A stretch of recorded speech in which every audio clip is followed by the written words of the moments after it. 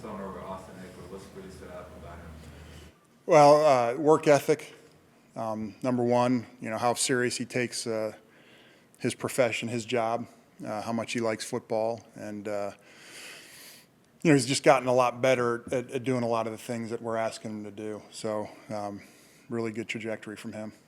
2 years ago, he was really good as a receiver and running back and line up anywhere on the field. Does that really stood out to you, like better than what you've seen on tape before? Yeah, I don't know better. I've always had a really high opinion of him as a receiver, and then after studying him more this offseason, before we even got going, was impressed with him as a runner as well. So he's kind of met expectations that way. Certainly done some things that maybe I wasn't exposed to him doing that we're real excited about, as far as some route running stuff, for more receiver positions. So he's been real good. Right now, with Justin Jackson being hurt at the back end of training camp, do you feel like Larry or Joshua Kelly's kind of overtaken his spot as the number? It's hard to say. I mean, I think we feel good about what Justin had shown us up to the point of being injured. Obviously, when you're out, it does hurt a little bit, just with reps and again, just us kind of seeing what he does. But, he does have a skill set, a good receiver that, again, we weren't able to show in games. But, those guys are all going to have a role at some point this year, and I think they're all going to be really good at the roles they play. So, and the way that we game plan, it's going to be very specific for each one of those guys as far as, hey, who gets this play, who gets that play. And so, they're all going to have an important role. Are you happy with the production of your offense throughout training camp, first team, second team, third team? Yeah, I mean, real happy with the first group. There's obviously some things we need to get better with the second and third groups. But I think the guys are picking it up and really learning how to execute it the way we want to. So, I'm pleased. Joe, you've obviously been around Drew a bunch, and he's had really good rapport with a number of receivers throughout his career. What's jumped out to you about the relationship between Justin and Keenan so far? Well, I think Keenan would have a good relationship with any quarterback. He's such an easy receiver to throw to. The hardest thing about throwing to Keenan is he gets in certain positions based on the leverage the defense is playing or the coverage where normally a mortal receiver you'd say, well, I'm not throwing to him, I'm going to get through my progression. But he ends up getting open so often that sometimes as a quarterback, you're like, I'm going to give him an extra count. And if he doesn't get open, having a plan, like I'm late in my read now, where do I go? And so, it's a good problem to have. But, those guys, I mean, they really have a great connection. And I'm excited to see it once the season starts. It's a unique scenario because, Justin and Keenan didn't have a lot of time on the field together just because it was an abbreviated offseason. Yeah. And Justin kind of got thrown in there. He wasn't getting first team reps. Are you impressed at all about how far along their relationship is, considering that they haven't really had a ton of time together? Yeah, it's impressive, but I'm just going to reiterate that some guys are just, the first time you throw to them, you get it, and he's kind of one of those guys. Other guys, there's something that you have to get used to before you really feel good throwing to them. And, bet you any quarterback in the NFL, the first time they threw a route to Keenan would be like, oh, yeah, he's my guy. So I think that's why that production when Keenan was in there was still so high, because he's a guy that you trust so much. And so when in doubt, you find him and throw him the football because you know exactly what he's going to do, the way he talks to the quarterback with body language. He's easy to anticipate where he's going to be when, and it makes it easy to throw to. Yes, Brandon, quite a bit about the offensive line depth and some of the things the last couple of weeks, especially in these games that we've seen. How do you feel about that right now entering the season? And obviously, you need everybody to stay healthy, but I mean, that offensive line, I imagine that is a key for those five guys. For sure. Yeah, no, it's, listen, I feel real good about Storm Norton. I think that he's done well this camp. Depending on Brian's health, I think it's positive right now. We're optimistic about it, but I do feel good about Storm going in there. Q's got some time on task, and so I think we're not a lot different than a lot of NFL teams in that you get a couple injuries, you're going to have some guys that are a little less experienced in there that are going to have to grow up fast. But I think if you talk to 32 teams, 31 of them are going to be saying like O-line staying healthy is a very important part of, our success this year. And I don't think we're any different than that. But I think we can weather a little bit. So, and that's part of our job is, knowing where the strong points and weak points are in any part of your offense and game planning around that. So if Brian,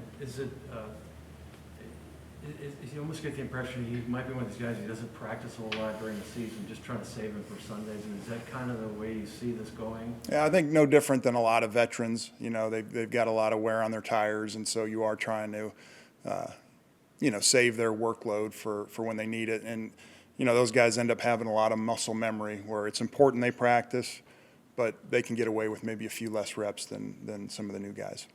Does those limited reps concern you about their continuity, just on the whole line together? Yeah, I think it's a good question. I think it's always an important point, especially because, our right guard and Brian they don't have a lot of history together because O'Day's brand new. And so, you try to pick up a lot of that in the walkthroughs but yeah, that live timing is important, but, they're both veteran guys and guys that communicate well together. So, we hope that mitigates some of that.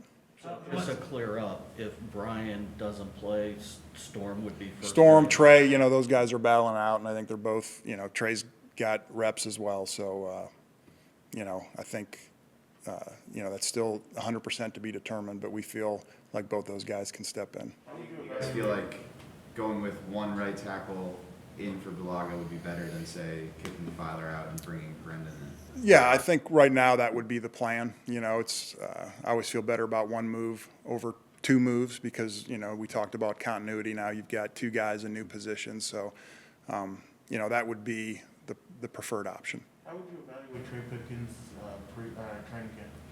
I'd say it's been up and down. He certainly has, the ability that we're looking for. It's just a consistency thing, and that just comes with experience. Do those limited reps concern you about the continuity between the running backs and the offensive line as well? Or does that live timing not really concern you? Yeah, I mean, look, the more, football's, it's a tough game because, the more reps you do playing football, the better you get at it. But, the better chance that you're going to have injuries. So, I'm sure that in week 8, we're going to feel better about it than we do in week 1. But I think that's if you look around the NFL, every team is dealing with, guys that have been banged up in training camp. And, it's going to be a work in progress getting that continuity. It's never as good as you want it, but I'm not alarmed if that's your question. I think we're going to be just fine. Joe, you mentioned before that Mike Williams that you should expect a big amount of numbers for him this season. With so many guys that get open like Keenan, Austin Ekeler, and Jared Cook, because how do you kind of get Mike Williams involved? It's kind of usually steps up in the fourth quarter when you need kind of those desperate shots, those balls. You kind of give him a rhythm early, you kind of keep him involved, or how do you do that? Yeah, I think it's something you're always aware of. I think, one of the temptations is every play that you come up with, you're like, all right, Keenan will be first in the progression, and you formate it. But, like you said, we've got so many weapons. You don't want to allow a defense to just know that, hey, this is the guy they're always trying to throw to, and we've got a lot of skill guys that we can spread that out. And so I think it's always important for receivers to try to get them a couple touches early, as best that you can. But at the end of the day, oftentimes the defense tells you where to throw the football based on the coverage and how they're playing it. And so it's good that we've got so many options that the quarterback can trust going through his progression and know that wherever I end up throwing this football, I'm throwing to someone who's pretty good. Seems like Donald Parham has taken a step forward this spring and summer. Just from what you saw on tape from him last year versus where he is now, how much improvement? I was very optimistic about him as a receiver based on the little bit I saw on film. And I think he's, stepped up and shown that he can do that more consistently. Been impressed with his willingness and aggressiveness blocking, which is important for a tight end. And so I've been pleased with that aspect of his game and kind of as advertised as a receiver. And so I think, he's working on becoming a more complete tight end that isn't just a tall receiver when he goes in there. He's a tight end, and that's been really good. How do you feel like Josh Palmer grew from the first day of training camp to the last day? He's gotten, some ways I feel bad because he's taken so many reps, special teams and offense, and he's a young guy, so we kind of rely on him having those fresh legs and being able to handle that workload. But, he just loves football so much. He takes it so seriously, and I think he's a guy that's going to have a really bright future in the NFL. And, he impressed early and just kind of kept consistent all through camp. Looks like in the battle for that last receiver, Guyton got the edge. Guyton won over Johnson. Just what was kind of the deciding factors? Oh, there's a number of things. I think, there was a little more flexibility with Jalen. He can play a few more positions maybe than T. Billy. It was a tough decision because we felt highly about both guys, but just kind of the consistency with Jalen and his flexibility.